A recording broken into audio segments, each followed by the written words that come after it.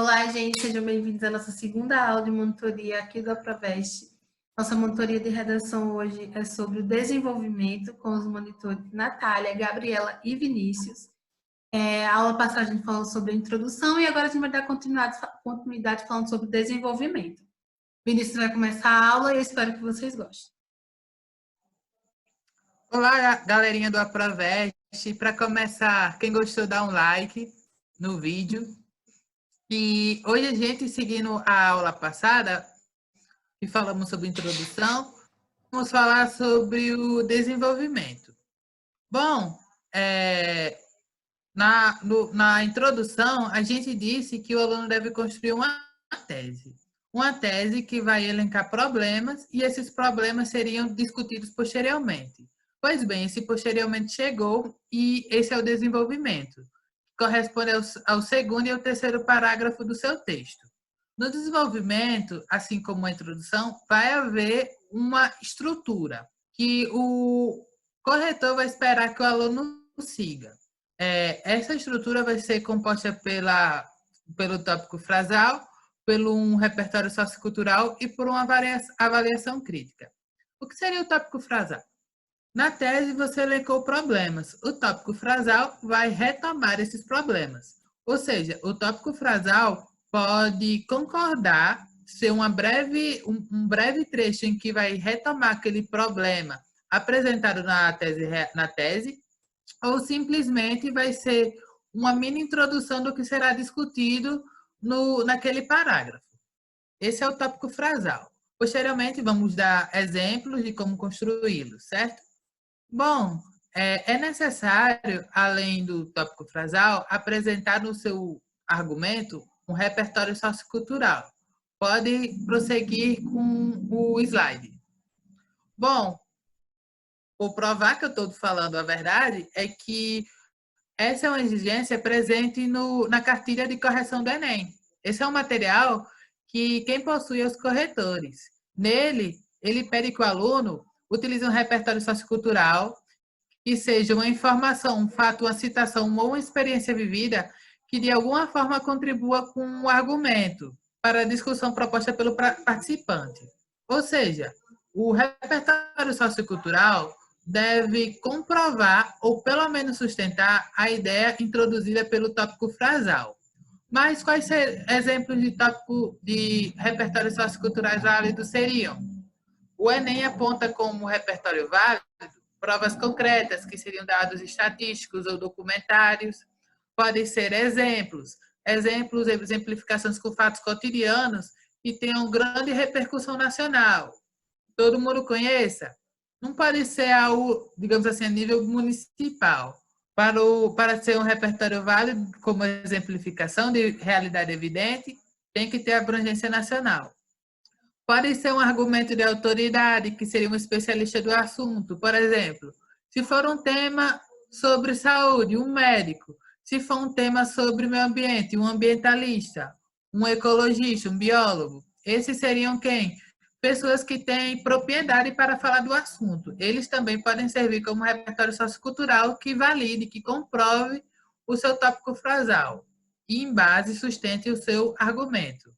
Podem ser também relações causa-consequência e senso comum. Apesar daqui do Manual do Enem apontar senso comum como repertório válido, eu recomendo que você não construa seu argumento com base em sensos comuns. Por quê?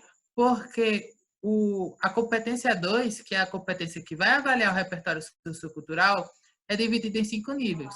Senso comum só permite que você pontue até o nível 3, que é 120 pontos, ou seja, você vai estar deixando de conquistar até 200 pontos, utilizando um repertório mais sólido. Tudo bem? Bom, quanto ao repertório sociocultural, a gente deve se atentar ao seguinte: se esse repertório é legitimado, ou seja, se ele tem uma fonte que confira credibilidade, se ele é pertinente ao tema. Pertinente ao tema é o quê? Se ele seria, por exemplo, específico ao tema. Eu estou falando sobre educação e utilizar um dado sobre educação, que diz que, por exemplo, 80% dos alunos são de escola pública. Como é um dado referente à educação, ele é pertinente ao tema. E produtivo. Produtivo é o quê? É se o aluno não deixa o repertório de modo adesivada no seu texto. Como assim, adesivada? Ele só solta um repertório e não faz nenhuma relação com o argumento dele, com a construção do seu ponto de vista. Ou seja, não basta só colocar um repertório, ele deve estar relacionado com a sua discussão. Pode haver casos em que um repertório que não seja pertinente ao seu texto possa se tornar pertinente a partir de uma produtividade que o escritor vai dar a ele. Ou seja, se eu citar uma Constituição, um artigo da Constituição que não tenha nada a ver diretamente com a proposta temática, mas se eu fizer uma boa relação com o argumento, ou seja, torná-lo produtivo, esse argumento esse repertório que não seria pertinente possa se tornar pertinente por ser também produtivo. Pode voltar aí uma parte do slide. Volta aí para a estrutura. Por fim, análise crítica. Porque o texto do Enem é um texto do tipo dissertativo argumentativo. Você não pode construir um texto baseado somente em repertórios socioculturais. É necessário, para pontuar na competência 3, a autoria crítica do aluno. Você deve tecer comentários críticos. Para isso, é muito importante o uso de modalizadores. Pode seguir aí no slide. Os modalizadores, gramaticalmente, podem ser advérbios ou verbos que vão mostrar a sua opinião de forma clara. Nesse slide, eu peço que vocês tirem um print e anotem exemplos de modalizadores que podem aparecer no seu texto. Importante que eu espero que vocês não utilizem os modalizadores subjetivos que vão estar lá na parte de baixo dessa imagem. Por qual motivo? Não utilizem felizmente, tristemente, alegremente, porque eles remetem a emoções. E o texto deve ser objetivo e impessoal, ou seja, não podem esse tipo de modalização. Vocês podem usar outros tipos, tipo inconcebível, que é o que a aluna que a gente mostrou na introdução utilizou. É indignante, é inadmissível, é flagrantemente inconstitucional, é inaceitável. Bom, ao longo das aulas, vocês vão pegando exemplos de modalizadores que devem aparecer no seu texto. Mas é importante ter em mente que você deve, por obrigação, utilizar os modalizadores para imprimir a sua autoria que o Enem exige. Bom, agora vamos prosseguir a aula com a prática. Um texto pronto que mostre que a gente está falando correto, que vocês devem nos seguir.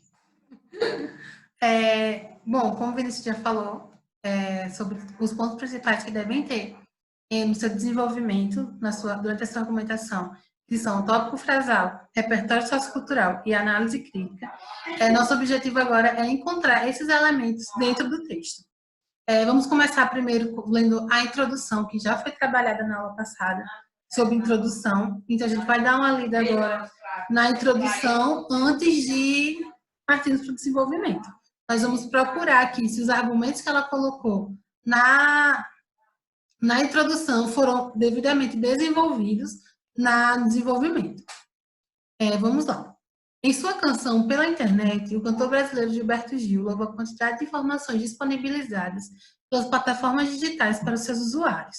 No entanto, com o avanço de algoritmos e mecanismos de controle de dados desenvolvidos por empresas de aplicativos e redes sociais, essa abundância vem sendo restringida e as notícias e produtos culturais vêm sendo cada vez mais direcionados. Uma conjuntura atual apta a moldar os hábitos e a informatividade dos usuários. Desse modo, a manipulação do comportamento de usuários pela seleção prévia de dados é inconcebível e merece um olhar mais crítico de enfrentamento. Essa foi a introdução da Carol. E os dois argumentos que a gente consegue destacar aqui no texto são, primeiro, que os dados estão sendo cada vez mais restringidos e as notícias e produtos culturais estão sendo cada vez mais direcionados. Esse é o primeiro argumento que ela utiliza para falar sobre o tema. O segundo é uma conjuntura atual apta a moldar os hábitos e a informatividade dos usuários. Esse aqui é o segundo argumento que ela utiliza e que o seu corretor espera que você vá desenvolver esses dois argumentos no seu desenvolvimento.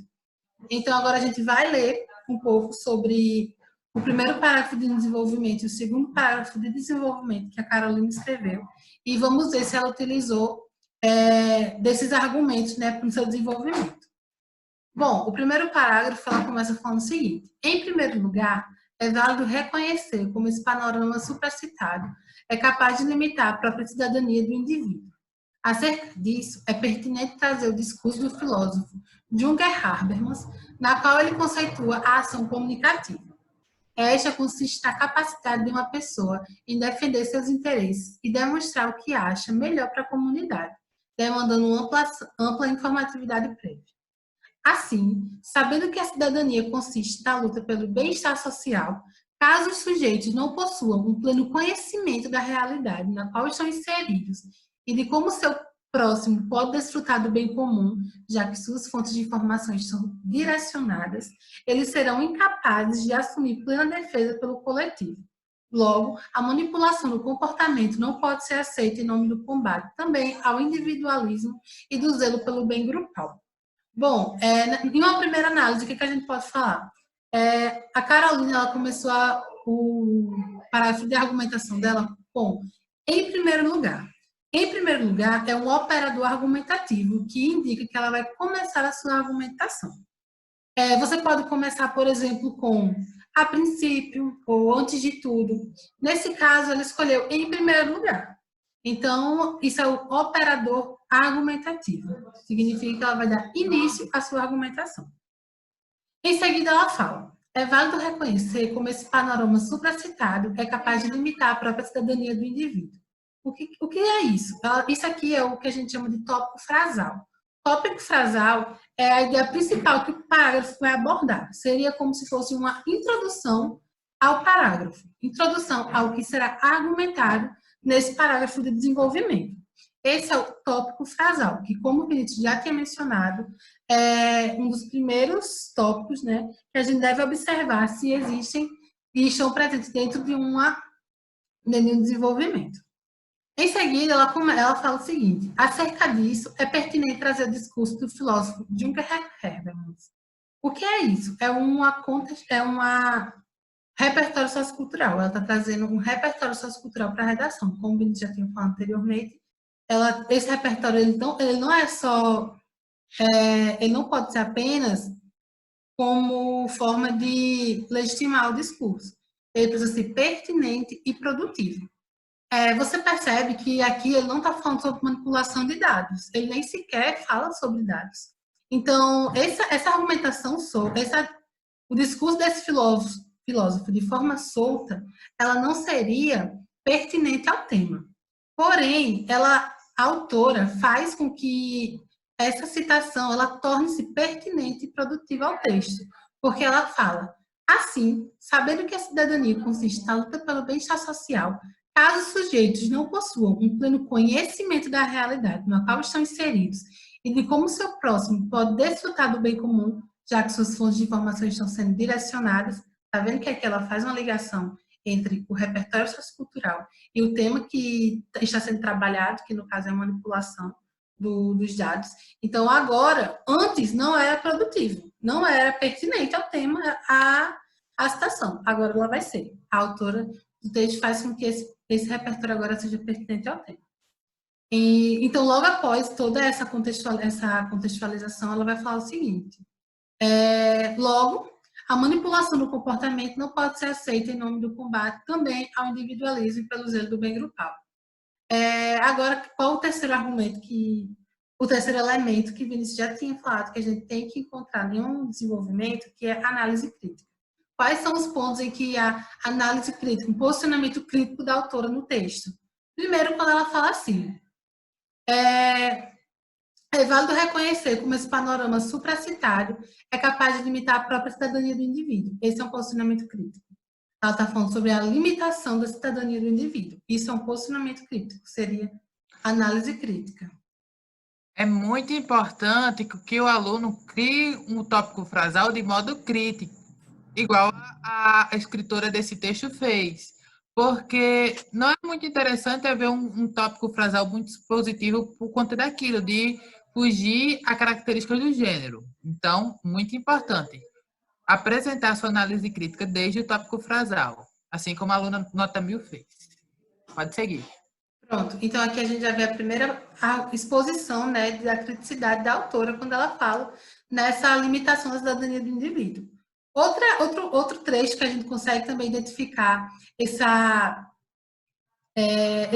análise crítica, esse posicionamento crítico, é quando ela fala.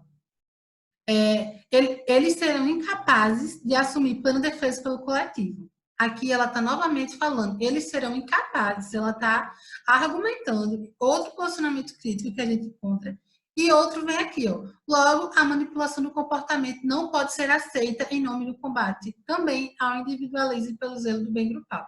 Ela fala novamente que a manipulação do comportamento não pode ser aceita. Então, a gente consegue aqui encontrar 3 momentos em que ela consegue expor essa análise crítica, essa criticidade dentro desse texto. A autoria dela. Essa autoria, não deixando o texto tão expositivo, como o Vinícius falou. Ela mostra que tem um pouco da opinião dela em algumas partes aqui do texto.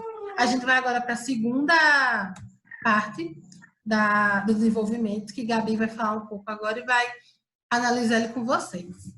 Vai, Gabi. Bom, pessoal, agora a gente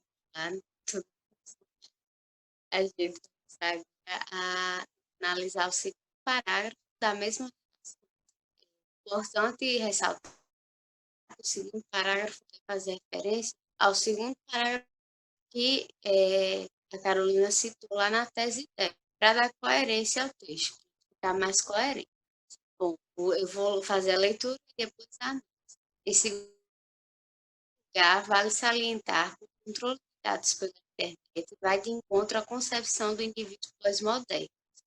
Isso porque, de acordo com o filósofo pós-estrutural, o sujeito inserido na modernidade é dotado de múltiplas identidades. Sendo assim, as preferências e ideias das pessoas estão em constante interação, o que pode ser limitado pela prévia seleção de informações comerciais, produtos, entre outros. Por fim, seria negligente não notar como a tentativa de tais algoritmos de criar universos culturais adequados a um gosto de seu usuário cria uma falsa sensação de livre-arbítrio e tolhe os múltiplos interesses e identidades que um sujeito poderia assumir.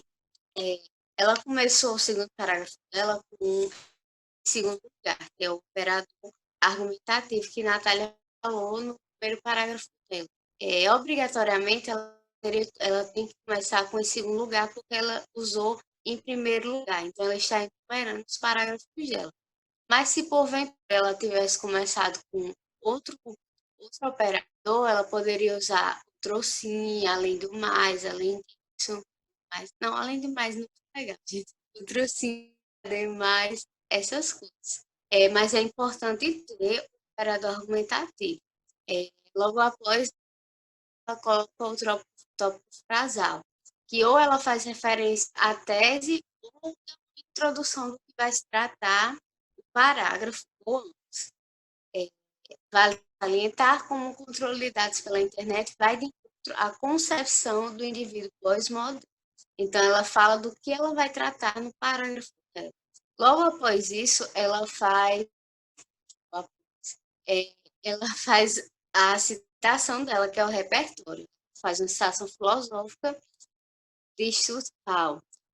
Isso porque, de acordo com o filósofo pós-estruturalista Stuttgart, o sujeito inserido na pós-modernidade é dotado de múltiplas identidades. Então, aí ela fez a citação do repertório dela. É um repertório legítimo, porque é um filósofo que estudou e dissertou acerca disso, só que somente ele não seria válido. A Natália já falou anteriormente. Ela tem que tornar esse repertório ficar diretamente ligado ao tema. É aí que está a essência do texto dissertativo argumentativo. Aí ela vai dar a opinião crítica dela logo após, linkando o que o filósofo falou com o texto dela. Ela fala, sendo assim, as preferências das pessoas estão em constante interação, que pode ser limitado pela prévia seleção de informações comerciais, produtos, entre outros. Então, aí ela linkou, ela explicou. E é o que dá a marca textual da autoria dela. Não só jogar o argumento aí, ela tem que explicar, como a Natália já falou anteriormente. E, por fim, ela faz a análise crítica dela. Ela, inclusive, começa por Ela faz, por fim, seria negligente não notar como a tentativa de tais algoritmos de criar universos culturais adequados a um gosto de seu usuário cria uma falsa sensação de livre-arbítrio e tolhe múltiplos interesses e identidades que um sujeito poderia assumir. Aí ela está dando posicionamento, porque só jogar argumentos tornaria o texto muito expositivo, ela tem que ser crítica. E ela bota isso nas marcas textuais. Seria negligente, tolhe os múltiplos interesses. Então, ela usa as marcas textuais de... Qual é o nome, Vinícius? Não lembro, tem um nome bonitinho. Modalizador. Sai, por isso está com o desativado, mas... E é isso. Tá mudo, Vinícius. O segundo parágrafo é basicamente a mesma estrutura do primeiro parágrafo, só que você tem que se atentar aos conectivos, aos operadores argumentativos e, principalmente, no seu posicionamento crítico, como você vai desenvolver isso. É isso, Vinícius, tem mais alguma coisa para citar, Natália? Lembrando que nessa redação, a Carol ela utiliza 2 filósofos do seu repertório sociocultural. Como vocês já tinham falado, o ideal seria ela trazer, por exemplo, outras áreas de conhecimento. Por exemplo, variar. Se ela trouxe o filósofo, no segundo argumento, ela poderia utilizar um dado estatístico, um acontecimento. Um documentário. Ela utilizou 2 filósofos. Ela utilizou 2 filósofos. Ela tirou nota 1000 aí, mas a gente não vai passar esse pano para vocês não, viu? Vocês vão ter que variar. E é isso. A gente quer que vocês agora façam uma produção textual para solidificar os conhecimentos que conquistaram com essa aula, com uma introdução e com os 2 desenvolvimentos já. Próxima aula tem a conclusão, né? Não façam ainda, a gente vai dar aula da proposta de intervenção com todas as características que vocês devem seguir. Porquanto, continuem com a introdução e o desenvolvimento, seguindo o mesmo padrão, tudo bem? Pronto, esperamos que vocês tenham gostado dessa aula e foi isso, até a próxima. Tchau. Até!